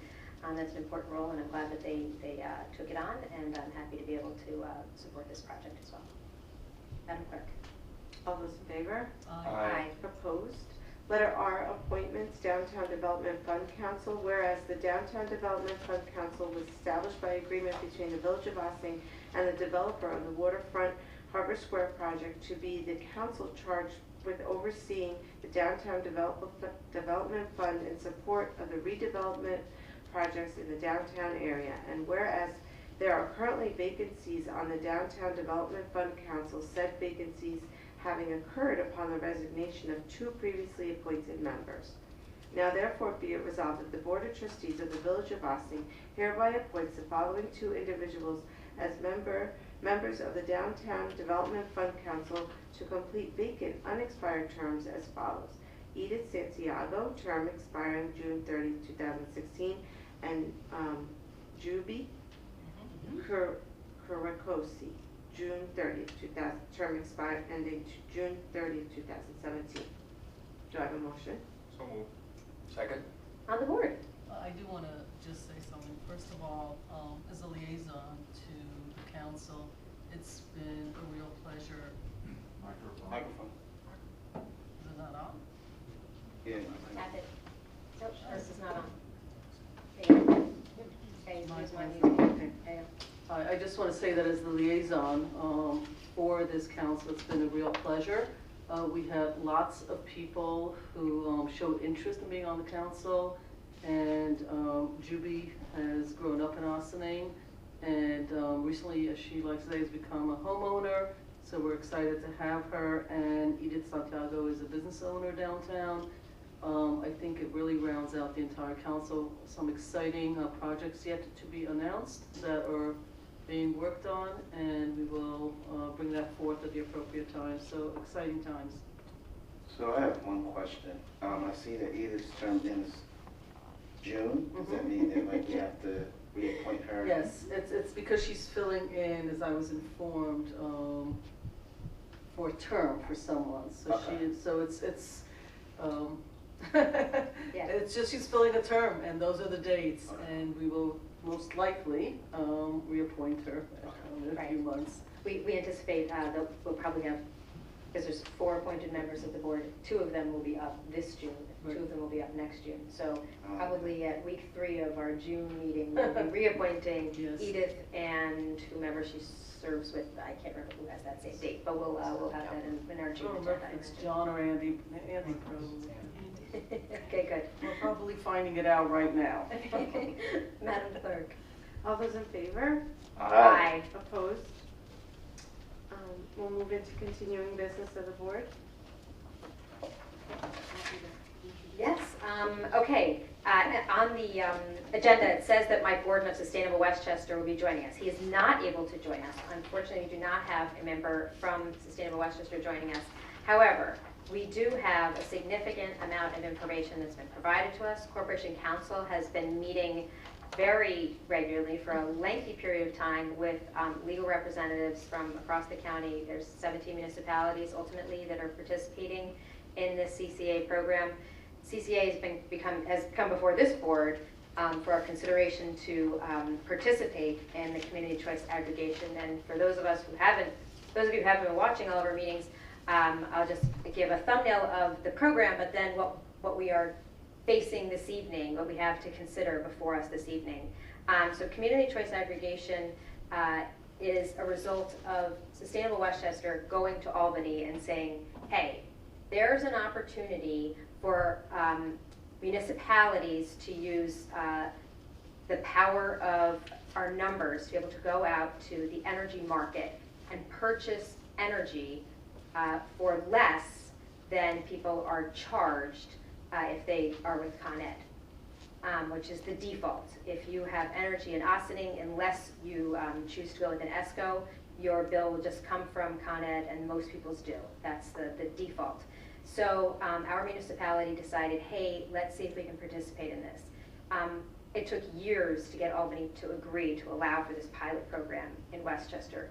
There are an incredible amount of protections, consumer protections, embedded in this legislation, in this program that we chose to participate in.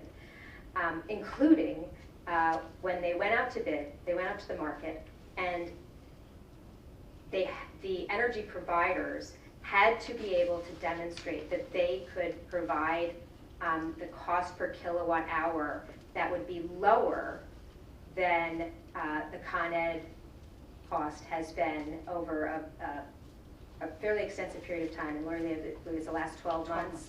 And they would lock in, we would lock in at whatever that rate is for the next, it says 32 months in some of my notes, but I believe it's 24 months, correct? Okay, so we said, great, we'll do that. We knew that they were going out to the market and looking for a rate for what they're calling brown energy, which is, it can be sourced from wherever. It can be nuclear-based, it can be carbon-based, it can be oil, it can be hydro, it can be renewable, but for it's mostly going to be non-renewable. So we got that price, and we could only move forward if that price were lower than the Con Ed price. What surprised Sustainable Westchester when they got the bids back was that there was actually a 100% renewable option that was also less than the Con Ed price. And we could lock into it for 24 months. So the numbers are, the brown power, or the wherever it comes from source, is 0.07381 per kilowatt hour. That's just over 7 cents per kilowatt hour.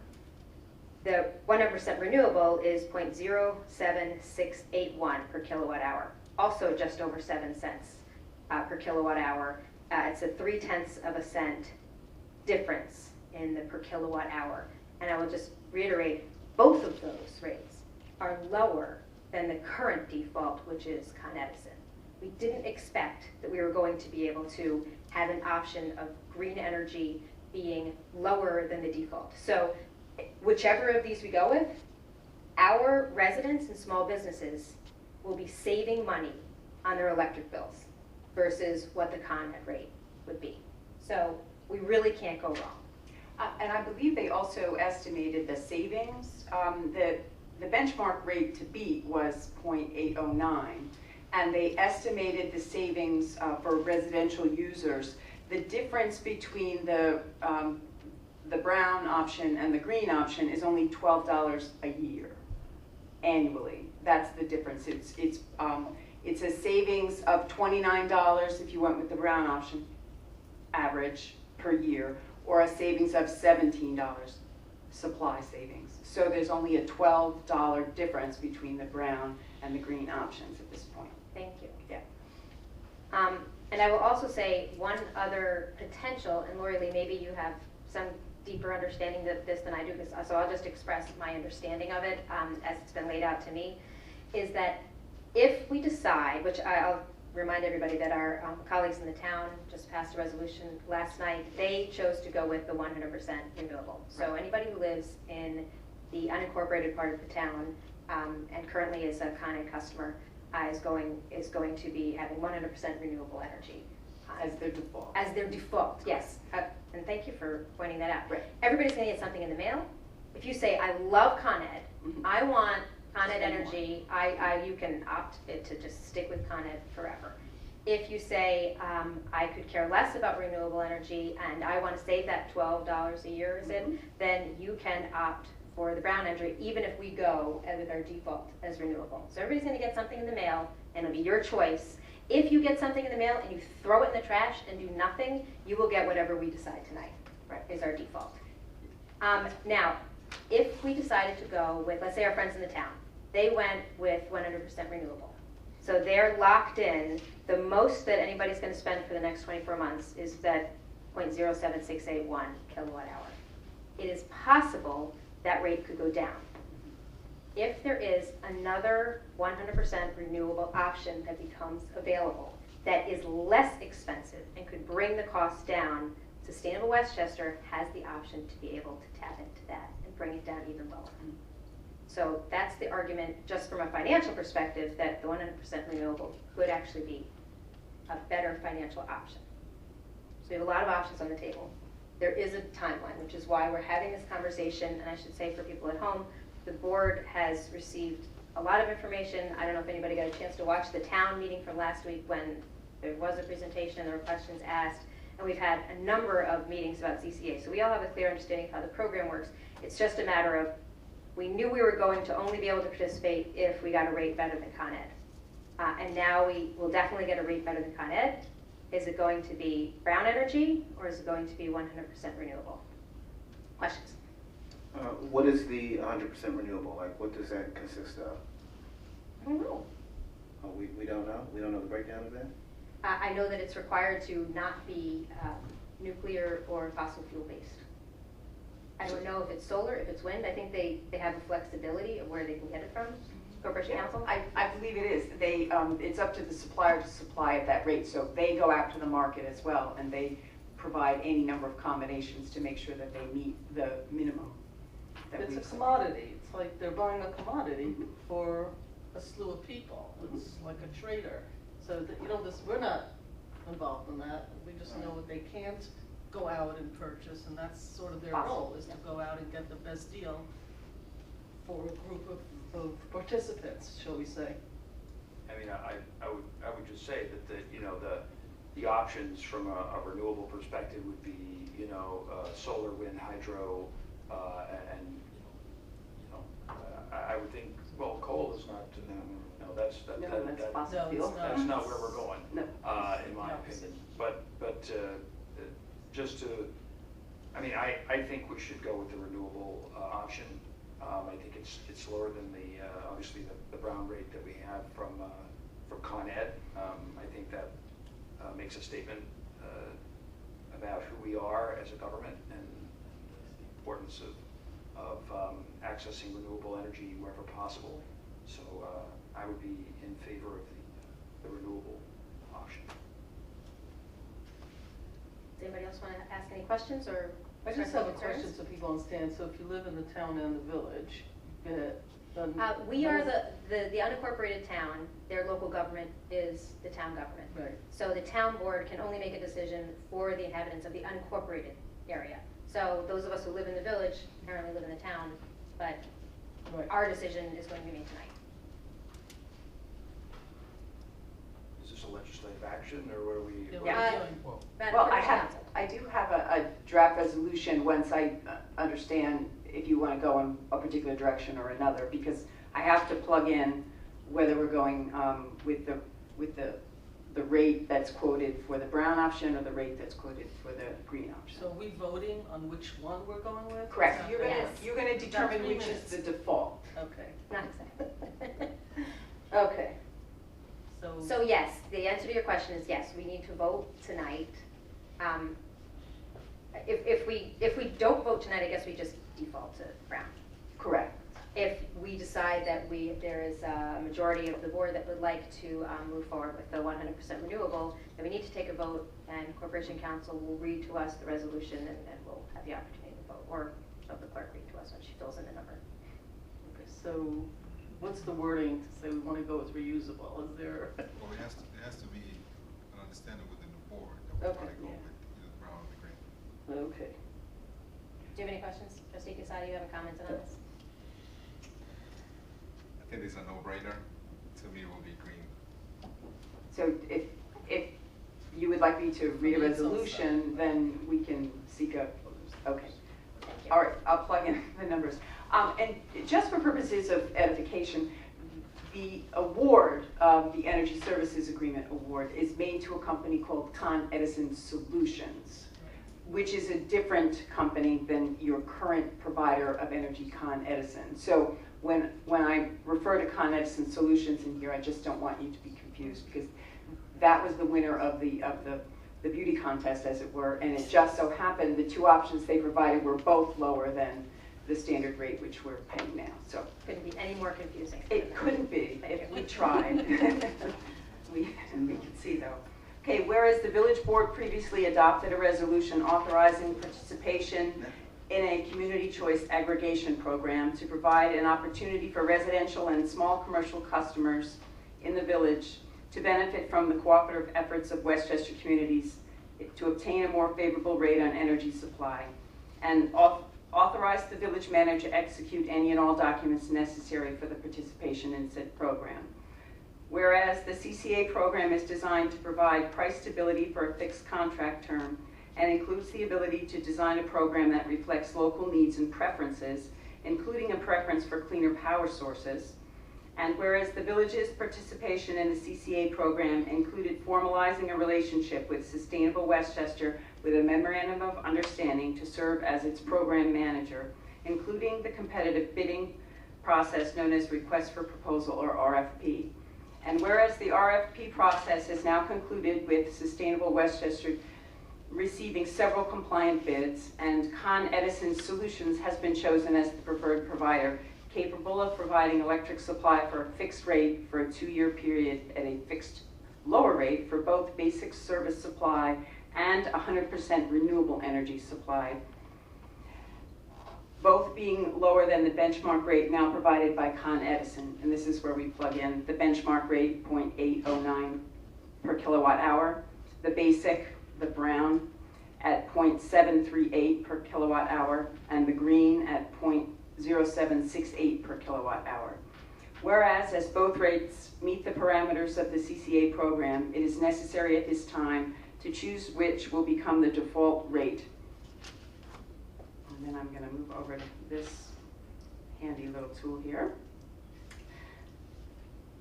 And whereas the Village Board recognizes that the main objective to participate in the CCA program is to promote and pursue clean energy sources, and given that the 100% renewable energy supply is lower than the 2015 benchmark rate, the Village Board understands from representatives of Sustainable Westchester that the annual difference between the 100% renewable energy supply rate and the basic service supply rate will be relatively small, and any electricity user within the village participating in the CCO program will be able to opt out of the default being the 100% renewable energy supply and choose either the basic service supply or the current energy provided by Con Edison. Now therefore be it resolved, the Village Board of the Village of Ossining designates the 100% renewable energy supply as the default rate for the CCA program within the Village of Ossining. So moved. Second. On the board, does anybody have any further comments they want to make or questions? All right, Madam Clerk. All those in favor? Aye. Opposed? Abstain. You're abstaining. Yeah, You have to give a reason why So you're I'm abstaining. abstaining because I just feel while I'm in support of 100% renewable energy, I just don't feel at ease making a decision when there's just a few more details that I would like to know. You didn't get all your questions answered yet? So, it would have been helpful if the gentleman that came tonight, but due to him not showing up, I would just feel that I would abstain. Okay. So, new business of the board. Down to Earth Market's proposed holiday pop-up market. And I'll just comment, it's 9:25. What do you have on your the time there? Because we started about 9:40. Okay. We're good. Oh, so everybody knew I thought I had a big surprise. Okay, so Chief Sylvester, you were able to locate a backup recording option, so if we need to shut off, we'll be able to come back on and still be able to record the meeting. You're all welcome. Thank you. All right, that said, let's see if we can do this without having to tap into the other recording piece, because I think we still have 15 minutes. So, okay, Down to Earth Markets, please join us. So Down to Earth Markets is proposing a pop-up holiday market. So, welcome, or not welcome, pleased Welcome to to be you. here. Welcome. I always feel welcome in Ossining. So as you know, Down to Earth is pretty committed to the village as our flagship market for farmers markets and other activities that we like to get involved with. Also wanted to let you know that 2016 is our 25th year running farmers markets, period, and Ossining is the first one. So the Ossining Farmers Market is now 25 years old. Wow. So I think that's a milestone. This month? It'll be. This year. This is the 25th year. As of so August. As of, yes. Do we have a birthday party planned? No, I mean, we should should do something. Well, if you want to give us a vote to The party. fire department is rearranging the parade. Great, there you go. I like that idea. Okay. So, as you may also know, that last year we kind of came up with the idea of doing a winter holiday market. And unfortunately, our planning timeline was a little too short, and we just couldn't really pull it off. So we thought we'd try again because we still liked the idea. And whenever I have a big project that we want to run, I usually say, Frankie, I have a project for you. And I throw it to her, and she says, ah, and then runs with it. So actually, I'm going to turn this over to Frankie because she knows the details better than I do, and have her present our ideas to you. Thank you. Welcome, Frankie. If you could pass these around, I have additional information. Thank you for having us here, and thank you for getting this on the agenda so quickly. As John mentioned, we feel we have a good timeline this year, but we do want to keep things going. So I am handing out additional information about the event itself. We did an event last year which was a fashion show, which I think all of you potentially were there. And it was wonderful and exciting, and really proved that the community could come together, and there was an interest, and people got very enthusiastic to all be there. So our feeling is that a holiday pop-up could be a wonderful event for the Village of Ossining. You may be aware that pop-up markets have become more and more popular. And one of the things that you'll see in the material I just handed out is pointing to the fact that for a long time now, Westchester County seems to be jumped over. You've got a lot of stuff going on in the city, particularly Brooklyn, and then you have more and more going on up in Beacon and Kingston. And we really want to bring those together and bring them here to Ossining. So we are requesting the permission to utilize the area of Market Square and the adjacent parking lot for the evening of December 2nd and Saturday, December 3rd. We are purposely scheduling this to coincide with the tree lighting event. Chris and I have been in communications, and we will work together to make sure that we're not impeding each other. And I've even talked to him about finding out who Santa Claus is, so maybe he can hang out at the pop-up for a little while. So that's not something where there would be any conflict. And so I am here to answer questions. You see a proposed layout. Really, until we have the approval, we didn't want to get into the finite details, and we'd certainly be happy to come back and report as needed as those details are finalized. But I'm here to answer any questions.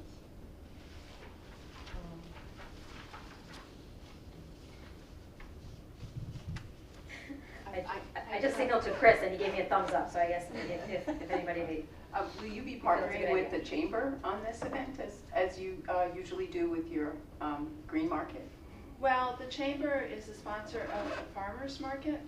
I don't know, that's yet to be determined. There hasn't been conversation. It's not something we would be opposed to necessarily, though. Corporation Counsel is, my understanding is that usually it's nonprofits that we actually have the relationship with. Would this be, that would be this case in this instance as well, so there would need to be a nonprofit partner that we partner with? Usually, yeah.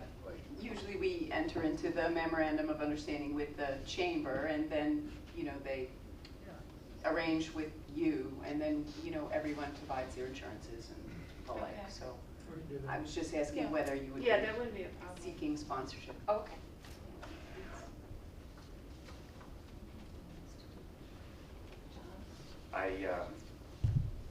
I have no questions. I'm very excited to shop there. Good. So I have currently a list. Can I ask a question? I'm a little bit confused, so just clarify this for me. You're asking us for permission to use the area, right? Correct. But our relationship is with you or with the non-for-profit asking for this? I don't understand what's happening here. Usually, with the farmers market, our relationship is with the Chamber. In other words, the Chamber sponsors them and comes in and requests our participation in their sponsorship of the So where's the farmers market. chamber? Is the chamber here today? No. Anybody from the chamber? They haven't. They're not. We Yeah. tend to run a little faster than the chamber, but we bring them along, so they'll be where they need to be in place. Yeah, usually they seek permission for the concept, and then we make the arrangements and then make it formal. I love the idea. I think it's really exciting. But it sounds like we need to figure out who we'd actually be having the relationship with, if it's the chamber or some other nonprofit. So I think, I don't know if we were being asked for a decision, or you're just being asked if we think it's an exciting opportunity to consider. Well, as Lori Lee said, we do, and John mentioned, we do typically put out all of the details of what we're doing. This happens with Farmers Market on an annual basis, where we present an operating plan and we discuss it, and the chamber in turn approves that. So I believe, from what I'm understanding, it'd be a similar relationship where the chamber would support the concept and the village would have the official agreement through a letter with the chamber. We wanted to come forward to see if this is something that's acceptable and that the space could be allocated for. Yeah. The only thing that again, it is a board's decision, and it can certainly be worked out with the chamber. But one of the things that we have to be careful is that farmers market have different regulations. There's certain things that are allowed under New York State law, so this is a little different from that. And I think that again, maybe if we need to do a little more research as to what we need to do to go forward with it. As great as an idea as it is, I just want to make sure that we work all the legalities that we have to work out with Corporation Council and the Down to Earth markets before we bring it to the board for final approval. We actually, we have a very strong relationship with New York State Ag and Markets, and have spoken with them and have all of the permitting information from them. You're right, it is a slightly different event, but we are aware of all of what is required. So this is, I understand there are state regulations that are unique for farmers markets. Is this going to qualify as a farmers market? No, but it is a market that they would approve. What we would be listing, they will approve markets that include food. So the differentiation is a farmer's market has X number of actual produce growing farmers. This event would not, but they will approve the event in terms of having other food vendors there. I have to give them the specifics of who would be there, and it's a fairly straightforward process. And how does that make it different than if any other for-profit venture wanted to have a market in Market Square? You'd have to come here. Or even a nonprofit venture that wanted to, but was not being organized by a farmer's market. There are two permits that go through the Department of Agriculture. One is for a farmer's market that has at least 2 produce vendors, but since this is in the winter, we're going more toward food and spirits. So just last year, Cuomo said, bring on the beer, bring on the spirits, and every day, gin, whiskey, just all the vendors want to be in our market, so it's allowed. But when you have, let's say, a spirit market where you're having alcohol or liquor, you go under a different permit. You don't have to have the produce, but you have to have, let's say, bakery, breads, anything like a jam maker, any food item. It doesn't have to be farm-based. If somebody wanted to do a food market, they probably would have to go through the Department of Agriculture and Markets. It doesn't say it has to be a nonprofit or a profit. They don't make that designation. Okay. Okay. So anybody that wanted to have this kind of a market they would have go to through the get same permitting. process They that would you're have going to get through. permitting. Okay. Yes. Okay.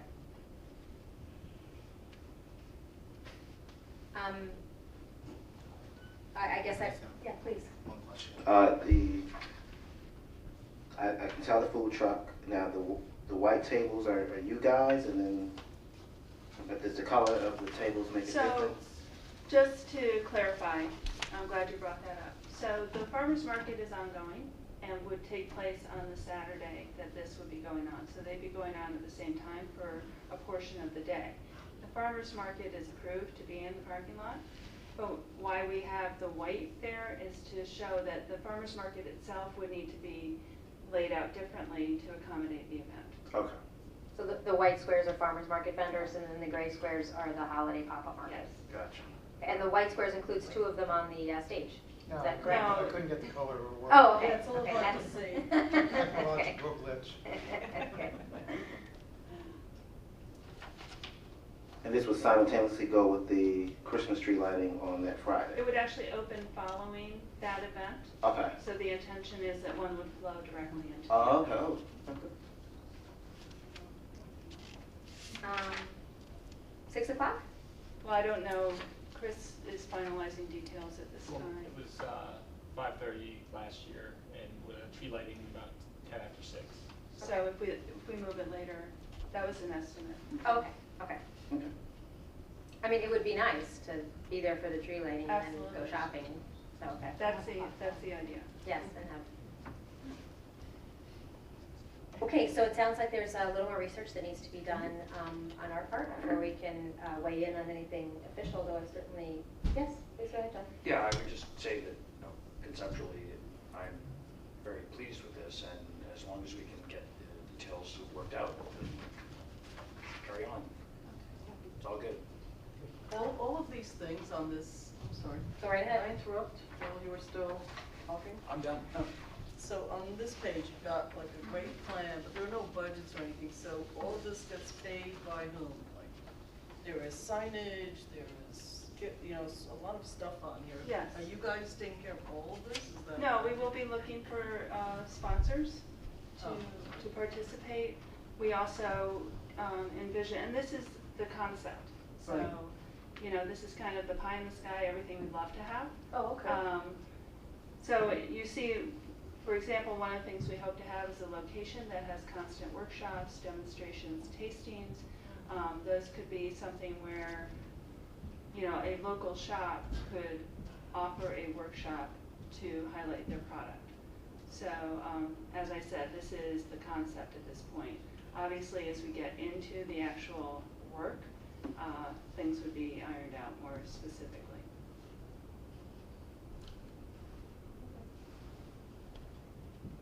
So can I just ask if there's a time frame here in which we might reconvene or where things would go from here?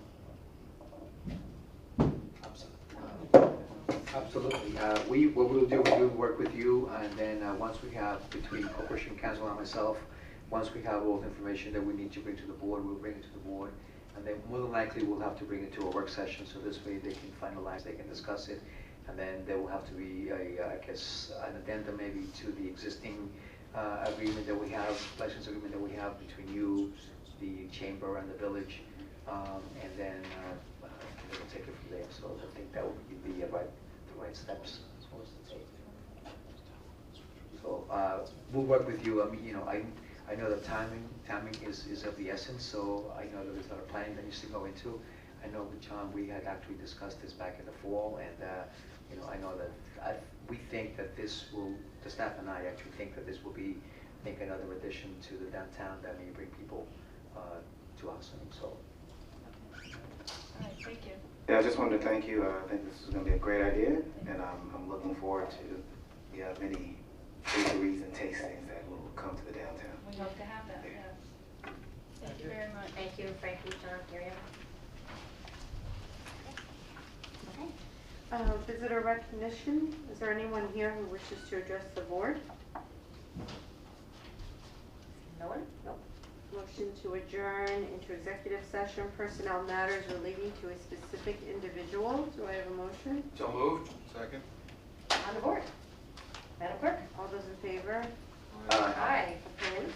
And with that, we say thank you very much for joining us for another interesting work session. I think we were able to make it in just one memory card. Thank you very much to the police department for stepping up and loaning us this brand new handy-dandy camera that you're putting to good use in many ways to communicate with the public. And we look forward to seeing everyone next week at the work session at 16 Croton Avenue, Village Hall, 7:30, whatever the date next week is. Thank you very much. This meeting is adjourned, the 23rd.